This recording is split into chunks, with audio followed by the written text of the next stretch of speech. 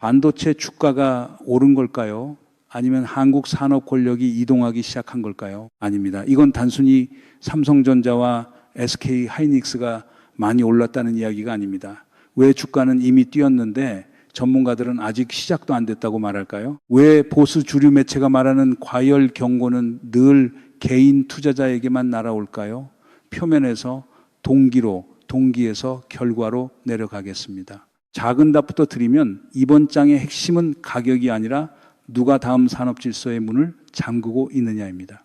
그 열쇠가 어디에 있는지 보셔야 하지 않겠습니까? 겉으로 보면 이야기는 간단합니다. 4월, 5월을 지나면서 반도체 주가가 강하게 올라왔고 6월에도 시장은 여전히 삼성전자와 SK 하이닉스를 중심으로 움직이고 있습니다. 투자자 입장에서는 당연히 이런 생각이 들 수밖에 없어요. 이미 올랐는데 지금 들어가면 상투 아닌가? 조정이 오면 그때 사면 되는 것 아닌가? 이렇게요. 그런데 시장은 요즘 그런 친절한 교과서대로 움직이지 않습니다. 마치 적벽대전에서 바람 방향이 바뀌었는데도 배 묶어놓은 쪽이 끝까지 아직 괜찮다고 말하는 장면과 비슷합니다. 바람이 바뀌었으면 먼저 봐야 할 것은 불길이 아니라 바람의 방향 아닐까요? 김민수 대표가 말한 핵심도 여기에 있습니다. 삼성전자 주가가 오른 이유가 실적 때문인지 아니면 시장이 반도체를 보는 눈 자체를 바꾸고 있는지 구분해야 한다는 겁니다. 올해 삼성전자 실적 전망이 상향되고 내년 영업이익이 400조 원 안팎 혹은 그 이상으로 거론되는 상황에서 시가총액이 이 0조 원을 넘었다고 해서 단순히 비싸다로 끝낼 수는 없습니다. 만약 이 기준으로 보면 아직 6배, 7배 영역이라는 계산이 나옵니다. 여기서 보수 경제지 헤드라인은 보통 이렇게 갑니다. 반도체 과열, 개인 추격, 매수주의. 근데 묘하죠. 기관과 외국인이 살 때는 산업 전망이고 개인이 고민하면 과열입니다. 이 차이를 그냥 넘겨도 될까요? 마이크론 이야기가 중요한 이유도 같습니다. 글로벌 IB들이 마이크론 목표가를 계속 올리는 건 단순히 미국 반도체주가 좋아서가 아닙니다. 메모리 반도체를 과거처럼 6배에서 10배 주고 끝나는 경기 민감주로만 보지 않겠다는 신호입니다. 장기 공급 계약, 그러니까 LTA가 늘어나고 메모리 쇼티지가 2017년 말이나 2018년에야 풀릴 수 있다는 전망이 나오면 시장은 가격을 다시 계산합니다. 예전에는 가격이 확 빠지고 재고가 쌓이면 사이클이 꺾였습니다. 그런데 지금은 고객들이 장기 계약으로 물량을 묻고 AI 서버는 더 많은 메모리를 요구하고 공급은 마음대로 늘지 않습니다. 그러니까 이번엔 단가, 물량, 기간이 동시에 바뀌는 겁니다. 이 세 가지가 같이 움직이면 단순한 반등이라고 볼 수 있을까요? 여기서 개인 투자자의 감정이 흔들립니다. 이미 삼성전자와 하이닉스를 팔았는데 더 올라갑니다. 조정 기다렸는데 조정은 안 오고 내 계좌만 조용히 조정받습니다. 이게 첫 번째 우픈 현실입니다. 차트는 올라가는데 내 보유 종목은 옆으로 기거나 아래로 밀립니다. 그러면 사람은 시장을 미워하게 돼요. 이게 무슨 시장이야 하고요. 근데 한마디로 시장은 원래 공정한 줄서기 대회가 아닙니다. 주도주가 끌고 가고 나머지는 그 뒤에서 숨을 고릅니다. 그럼 지금 우리가 물어야 할 질문은 많이 올랐나가 아니라 주도권이 여기 있나 아닙니까? 여기까지 들으면 답이 쉬워 보입니다. 아, 그러면 반도체 좋다, 삼성전자와 SK 하이닉스 좋다, 많이 올라도 주도주니까 사야 한다, 이렇게 정리할 수 있습니다. 이게 첫 번째 가짜 해답입니다. 시청자 여러분도 여기서 잠깐 마음이 편해지실 수 있어요. 그래, 결국 반도체네. 반도체만 사면 되는 거네. 네, 여기까지만 보면 맞는 말처럼 보입니다. 그런데 여기서 한 가지 놓치면 안 되는 게 있습니다. 시장이 반도체를 사는 이유가 단순히 반도체 기업이 돈을 잘 벌어서라면 이 이야기는 그냥 증권 방송에서 끝납니다. 하지만 지금 돈이 움직이는 방식은 조금 더 깊습니다.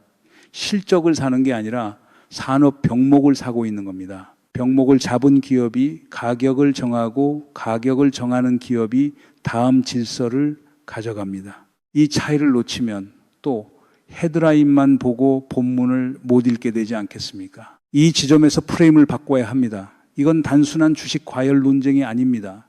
누가 다음 산업 질서를 설계하느냐의 문제입니다.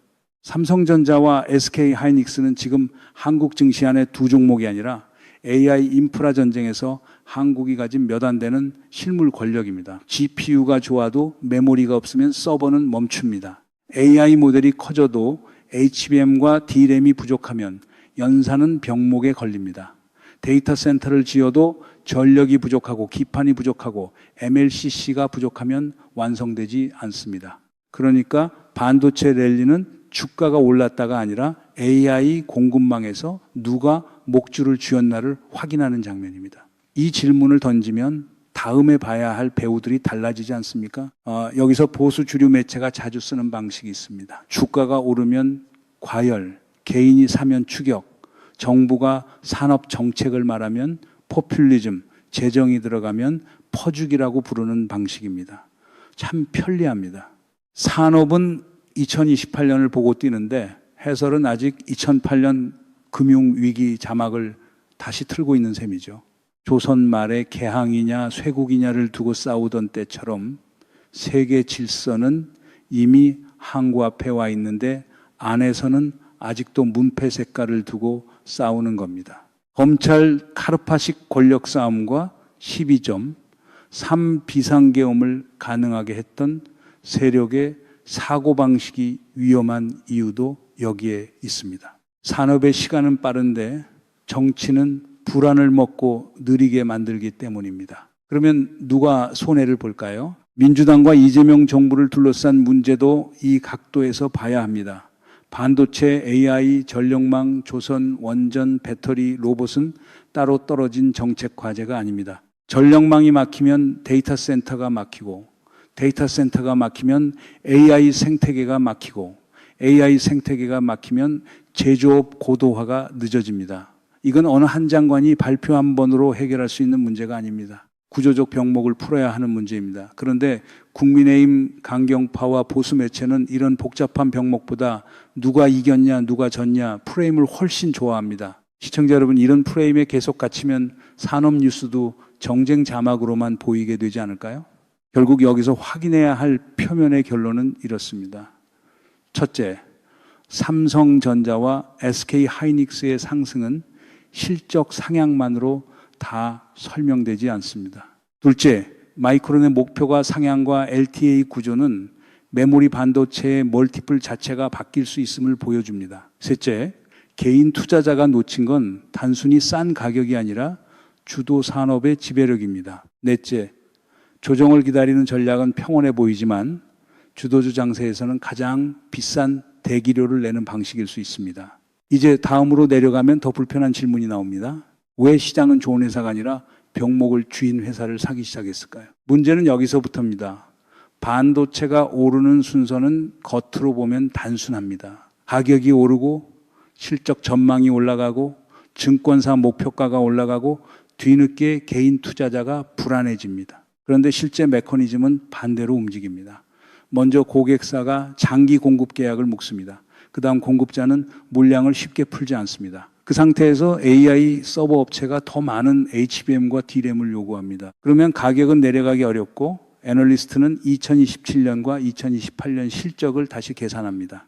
결국 주가가 먼저 뛴 것처럼 보여도 안쪽에서는 계약, 물량, 가격, 시간표가 이미 바뀌고 있었던 겁니다. 그럼 우리는 지금 차트를 보고 있는 걸까요? 아니면 계약서의 권력 이동을 보고 있는 걸까요? 이거 중요합니다. 마이크론 목표가가 50%, 60% 더 올라갈 수 있다는 얘기는 미국 주식 하나가 좋다는 뜻으로 끝나지 않습니다. 메모리 업종에 주던 밸류의 상한선을 다시 여는 겁니다. 예전에는 메모리 반도체를 6배, 8배 많아야 10배 근처에서 보던 습관이 있었습니다. 그런데 장기 공급 계약이 늘고 쇼티지가 2027년 말, 2028년까지 이어질 수 있다면 시장은 이익이 일시적으로 좋다가 아니라 이 병목은 오래 간다로 계산합니다. 병목이 오래 가면 가격 결정권이 공급자에게 붙습니다. 가격 결정권이 붙으면 멀티플이 올라갑니다. 이걸 못 보면 많이 올랐다는 말만 반복하게 되는데 정말 그 말만으로 지금 장세가 설명됩니까? 여기서 숨은 배우가 둘 있습니다. 첫째는 빅테크 고객사입니다. 엔비디아, 마이크로소프트, 아마존, 구글 같은 기업들은 AI 모델을 키우려면 서버를 더 깔아야 하고 서버를 깔려면 GPU만으로 안 됩니다. HBM, D램, 기판, MLCC, 전력 설비가 같이 들어갑니다. 둘째는 글로벌 자금입니다. 이들은 한국 기업을 사랑해서 사는 게 아닙니다. 병목을 잡은 기업을 사는 겁니다. 참 낭만이 없습니다. 외국인 자금이 꽃다발 들고 들어오는 게 아니라 계산기 들고 들어옵니다. 근데 계산기가 찍는 답이 삼성전자와 SK하이닉스라면 국내 투자자는 그 계산을 늦게라도 읽어야 하지 않을까요? 또 다른 배우는 지수와 ETF 운용사입니다. 삼성전자, SK하이닉스, 마이크론이 같은 메모리 바구니 안에서 25%씩 묶이면 주가가 오를수록 기계적 자금 유입이 붙습니다. 처음에는 실적을 보고 사던 돈이 나중에는 지수 편입과 리밸런싱 때문에 다시 들어옵니다. 이때 개인은 왜 쉬지 않고 가느냐고 묻지만 자금의 규칙은 감정을 보지 않습니다. 오른 종목의 비중이 커지고 비중이 커진 종목에 다시 돈이 들어오는 구조가 만들어집니다. 이 흐름을 모르면 시장이 잔인해 보이지만 알고 보면 잔인한 게 아니라 기계적인 겁니다. 그 기계가 어느 쪽으로 돌고 있는지 또 누가 손잡이를 쥐고 있는지 확인해야 하지 않겠습니까? 근데 보수 주류 매체는 여기서 보통 절반만 전합니다. 삼성전자 급등, 하이닉스 과열, 개인 추격주의는 크겠습니다. 하지만 왜 글로벌 IB가 멀티플을 다시 열고 있는지, 왜 LTA가 과거 메모리 사이클을 바꾸는지, 왜 AI 에이전트 시대가 CPU와 메모리 수요를 같이 밀어올리는지는 작게 다룹니다. 시청자 여러분, 우리가 조중동식 경제면만 보면 이상하게 늘 개인만 조심해야 하는 사람으로 나옵니다. 기관은 전망을 보고 외국인은 전략을 보고 개인은 욕심을 부린다고 쓰는 구조예요. 딱 보면 이상이잖아요. 이 프레임에 계속 갇히면 누가 정보의 맨 끝줄에 서게 될까요? 자, 여기서 엔비디아 이야기가 들어옵니다. 젠슨 황방한 일정이 길어졌다는 기대감만으로 LG전자, LGCNS, 현대차, 현대모비스가 움직인 게 아닙니다.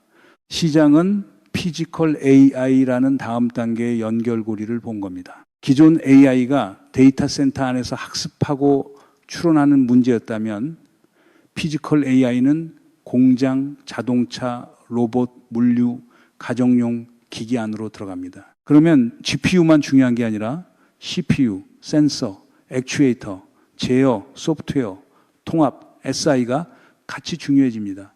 LG전자의 구독 매출이 2조 5천억 원 규모로 커지고 로봇을 상업용, 산업용, 가정용으로 나누어 밀고 LG CNS가 SI와 데이터 통합 기대를 받는 이유가 여기 있습니다. 단순 테마가 아니라 연결망이 바뀌는 것이면 다음 수혜자는 어디서 튀어나올까요?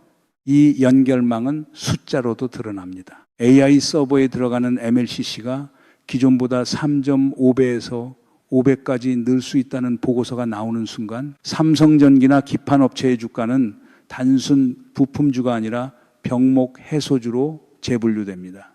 FCBGA 증설을 1년 반 정도 먼저 해둔 업체는 갑자기 운이 좋아진 게 아닙니다. 남들이 아직 이 정도면 되겠지 할 때 먼저 공장을 깔아둔 겁니다. 공급이 부족한데 큐는 줄지 않고 피가 오르면 회계장부의 줄이 아니라 협상 테이블의 의자가 바뀝니다. 그 의자에 누가 앉아 있는지 보는 것이 다음 단계 아닙니까? 현대차와 현대모비스도 같은 구조입니다. 전통 자동차 회사를 보면 현대차에 120만 원 목표가를 주는 논리가 부담스러워 보입니다. 그런데 보스턴 다이내믹스의 아틀라스, SDV, 자율주행 레벨리, 2028년 3만 대 양산계획, 500여 기업의 대기 수요를 같이 보면 이름표가 달라집니다. 자동차 회사가 아니라 제조 현장에 들어가는 피지컬 AI 플랫폼 회사가 되는 겁니다. 현대모비스는 여기서 부품과 액추에이터, AS 수익 안정성, 지배구조 변수까지 겹칩니다. 그러니까 주가가 오른 뒤에 자동차인데 왜 비싸냐고 묻는 순간 시장은 이미 자동차만 보지 않는다고 답하고 있는 셈입니다. 낡은 이름표를 붙잡는 쪽과 새 기능을 보는 쪽, 어느 쪽이 먼저 움직일까요? 여기서 정치가 왜 들어오느냐 하고 물을 수 있습니다.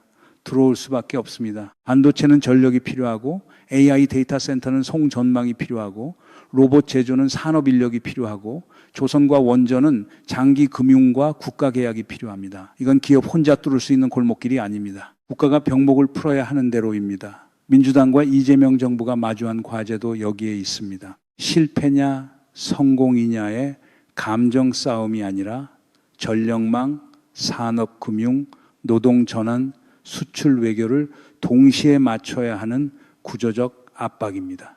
그런데 국민의힘 강경파와 12.3 비상계엄을 가능하게 했던 세력이 다시 불안 정치를 키우면 시장은 기업 실적보다 제도 리스크를 먼저 계산하게 되지 않겠습니까? 검찰 카르파식 권력 정치는 더 위험합니다. 산업은 2028년을 보고 설비를 깔고 계약을 맺는데 권력기관은 어제의 사건 파일을 들고 오늘의 정치를 흔듭니다. 한쪽은 HBM 캐파를 보고 다른 한쪽은 압수수색 자막을 봅니다. 이 괴리가 커질수록 기업은 투자를 늦추고 투자자는 할인율을 높이고 국가는 기회를 놓칩니다. 조선말 쇄국과 계약 논쟁이 항구 박배의 속도를 따라가지 못했듯 산업 전환의 시간표를 사법 정치가 붙잡으면 비용은 국민 경제가 냅니다. 누가 이 비용을 계산하고 있습니까? 잠깐만요. 레버리지 ETF에 사람들이 끌리는 이유도 탐욕 하나로 설명하면 얕습니다. 늦었다는 공포가 있기 때문입니다. 삼성전자와 하이닉스를 팔았는데 더 가고 조정을 기다렸는데 월초마다 양봉이 나오고 중소형주는 빠지니 사람은 단번에 따라잡고 싶어집니다. 그런데 레버리지는 주도주를 대체하는 전략이 아니라 시간을 짧게 빌리는 도구입니다. 음의 복리 때문에 본주는 제자리로 돌아와도 레버리지는 상처를 남길 수 있습니다. 원수에게 선물 옵션 권한다는 농담이 괜히 나온 게 아니죠. 그러면 진짜 대응은 속도입니까? 아니면 비중과 순서입니까? 여기서 증권사와 플랫폼도 조용한 이해관계자입니다. 시장이 주도주 중심으로 굳어지면 리포트 수요가 늘고 거래 대금이 늘고 고객 상담도 늘어납니다. 하지만 그들이 대신 손실을 책임지지는 않습니다. 계좌의 40%에서 절반 가까이는 AI 반도체 주도주를 챙겨라는 말이 거칠게 들리는 이유는 사실 이 장이 이미 균등한 운동장이 아니기 때문입니다.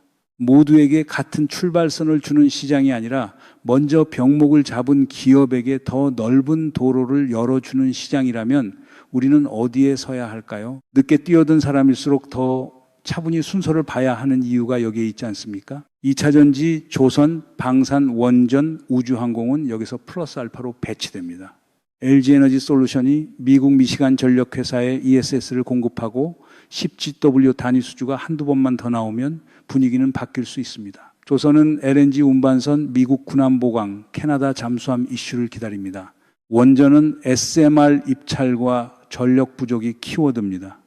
방산과 우주항공은 스페이스 X 상장, 소재, 로켓, 재사용 기술과 연결됩니다. 하지만 순서가 중요합니다. 반도체 없는 상태에서 주변 섹터만 들고 있으면 시장이 오르는데 내 계좌는 회의 참석만 하고 월급은 못 받는 직원처럼 됩니다.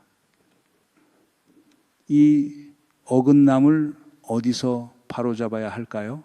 주도주는 주가가 아니라 권력입니다. 처음 질문은 반도체 주가가 오른 것이냐 아니면 한국 산업 권력이 이동하기 시작한 것이냐였습니다.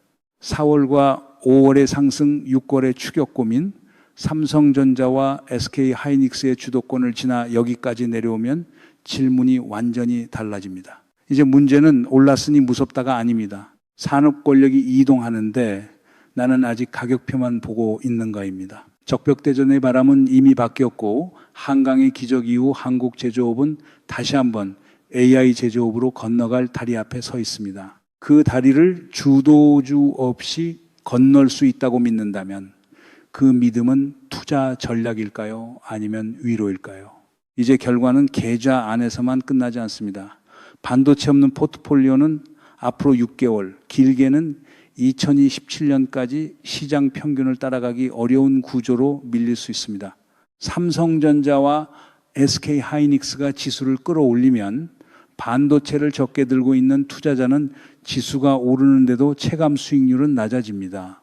1억 원을 들고 현금으로 기다리던 사람은 조정이 아니라 기회비용을 먼저 치릅니다. 주도주가 30% 더 움직이는데 내 계좌가 5%만 움직이면 손실은 숫자로 찍히지 않아도 이미 발생한 겁니다. 더 아픈 건 그 다음입니다. 뒤늦게 들어가면 비중을 크게 못 싣고 비중을 못 실으면 상승을 느끼지 못하고 상승을 못 느끼면 다시 레버리지로 만회하고 싶어집니다. 이 순서가 반복되면 시장은 오른 것 같은데 개인만 피곤해지는 장세가 됩니다. 산업적 결과는 더 큽니다. 2016년 하반기부터 2018년까지 AI 서버, HBM, 전력 설비, 기판, MLCC, 로봇, 원전, 조선이 한 줄로 묶이면 한국은 한강의 기적 이후 다시 한번 제조업의 이름을 바꿀 기회를 갖습니다. 그런데 이 전환은 기업 실적만으로 완성되지 않습니다. 데이터 센터에는 전력이 필요하고 전력에는 송전망이 필요하고 송전망에는 인허가와 금융이 필요합니다.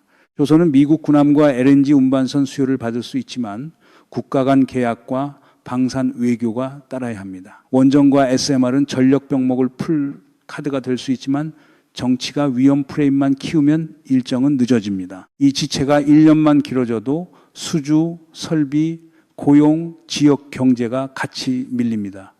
결국 산업이 기다려주지 않는 시간표를 정쟁이 붙잡는 셈입니다.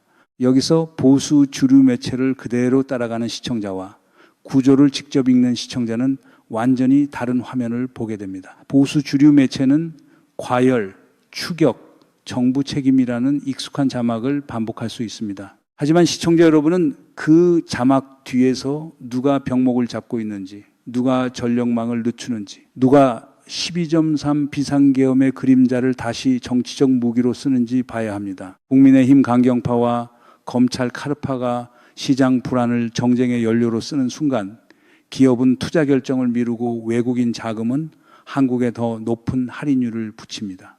한마디로 산업 뉴스가 아니라 국가 신뢰의 문제이잖아요. 만약 아무것도 바뀌지 않는다면 다음 장면은 비교적 선명합니다.